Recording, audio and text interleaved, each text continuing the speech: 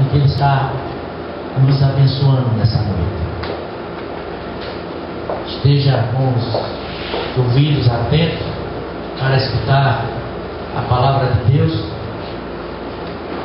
e as palavras que sejam proferidas aqui sejam agradáveis aos ouvidos do Senhor. Aleluia. Queridos, nós lemos a carta de Paulo a Filemon. Bastante interessante é que enquanto muitas pessoas hoje brigam, se esforçam, correm para aprender o trato com as palavras, com as frases, com a maneira de se comunicar.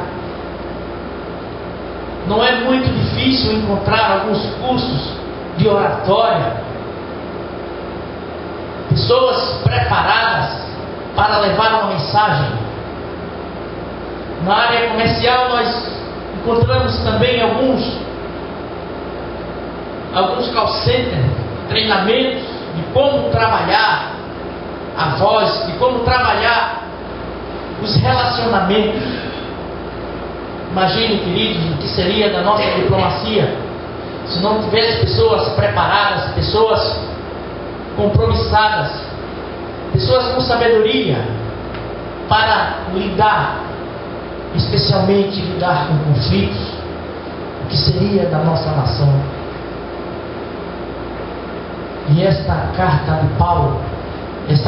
que Paulo escreve a Filemon, nos mostra o quanto Deus usou Paulo para abençoar os seus. Quanta sabedoria numa carta tão pequena, e que nós, com o nosso dia a dia, com o nosso corre-corre, com as nossas dificuldades, com a nossa busca de sucesso, busca de galgar um lugar melhor, às vezes a gente atropela pessoas, às vezes a gente profere palavras difíceis. Antes se escrevia, se ficava registrado. Hoje é por telefone mesmo, que se diz desaforos, que se diz aquilo que quer, sem ter um pouco de respeito pela outra pessoa, pelo ser humano. Paulo nos dá um exemplo grandioso nesta carta de Paulo que ele escreve para Filemon.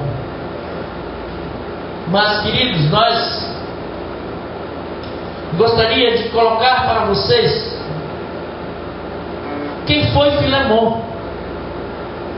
Aliás, quantas pessoas estão envolvidas nesta carta maravilhosa, neste tratado de diplomacia que Paulo escreve a Filemon. Filemon, ele era um homem bem sucedido. Ele tinha um escravo chamado Onésimo,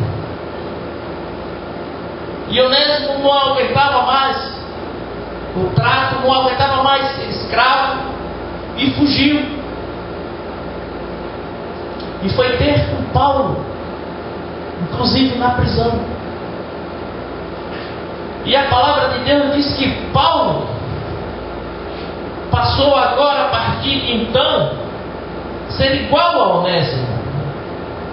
E Paulo ficou preocupado, porque conhecia, Paulo era bastante estudado, tinha consciência do que iria acontecer com o escravo fujão.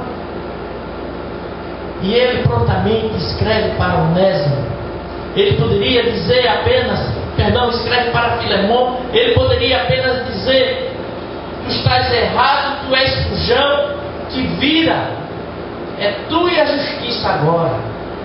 Mas ele disse: não, eu vou escrever para Filemon. Filemon era um líder espiritual. Diz a palavra de Deus texto que nós lemos que Filemon, ele tinha um culto em sua casa. A palavra de Deus diz que ele era líder espiritual e era incentivador da palavra de Deus. Era Filemon, amados. Era um homem bastante experiente, mas mesmo assim, com toda a sua estrutura, com tudo aquilo que ele tinha, ele era obediente ao Senhor. Ele, por amor, ele escutou o apelo de Paulo. E a palavra de Deus diz no seu capítulo 20 do texto que nós lemos: sim, irmão, eu me regozijarei de ti no Senhor. Recreia as minhas entranhas no Senhor. Ele era um homem incentivador da palavra de Deus. Queridos, nós estamos vivendo um período em que as pessoas não são mais amáveis. Palavras difíceis são colocadas. Relacionamentos são rompidos, são cortados bruscamente em todas as esferas da sociedade. Na política que nós conhecemos muito bem, são palavras para lá, palavras para cá, acusações. É o cotidiano nosso. Dentro de casa, relacionamentos pai e filhos, palavras mal colocadas, incompreensões. E este tratado, querido, quer nos mostrar nessa noite que nós temos que depender do amor e do amor de Deus. Onésimo, ele tinha a mente aberta. Ele tinha a mente aberta, tanto que ele recebeu o apelo de Paulo. Pelo que ainda que tenha em Cristo grande confiança para te mandar o que te convém. Todavia peço-te antes, por caridade, sendo eu tal como sou, Paulo, o velho, e também agora prisioneiro de Jesus Cristo. O Paulo sabia que ele tinha uma mente aberta, tinha um coração aberto. Por isso que ele fez este apelo. Ele era um cristão disposto a servir, querido. Diz a palavra de Deus. Ele era disposto a servir. Eu bem o quisera conservar comigo, para que por ti me servisse nas prisões do Evangelho.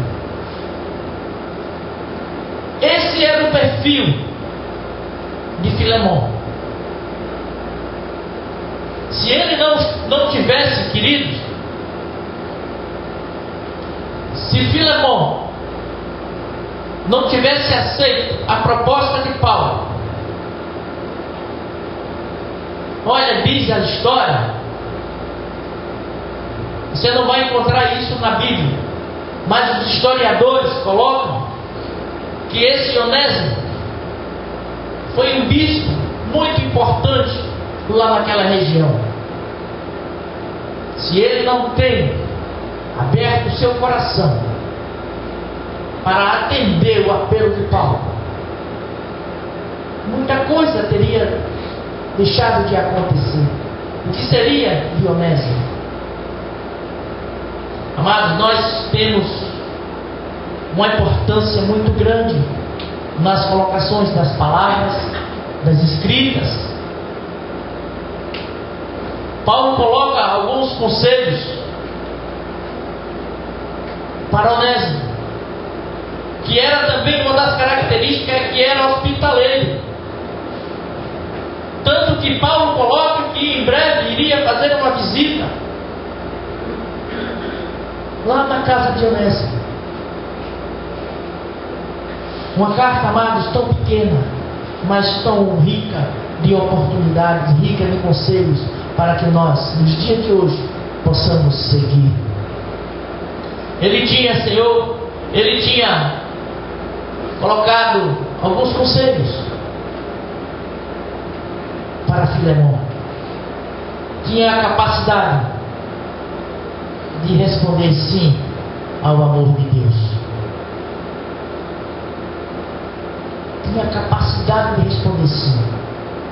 Quando Paulo apresenta, dizendo que Onésimo estava com ele, que agora era seu filho, e que recebesse de volta, grande, amados, foi o amor daquele homem. Porque não era fácil ter um escravo, ter um bem que fugiu. E a tendência era ele querer de volta. E de volta e seria castigado. Alguns eram mortos. Mas o amor de Deus, a capacidade de responder o sim ao amor de Deus, foi que superou. Foi quem deu o aval para a solução dessa questão. Quantas questões, quantas dificuldades nós temos de relacionamento, de afinidade, que nós precisamos consertar.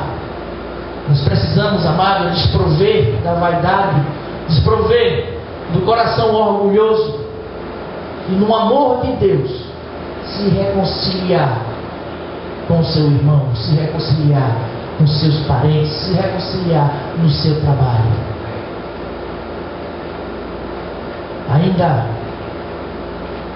Ainda hoje o Senhor, pela misericórdia, me colocou num local em que nós levamos a palavra de Deus. No comércio, numa loja, no shopping.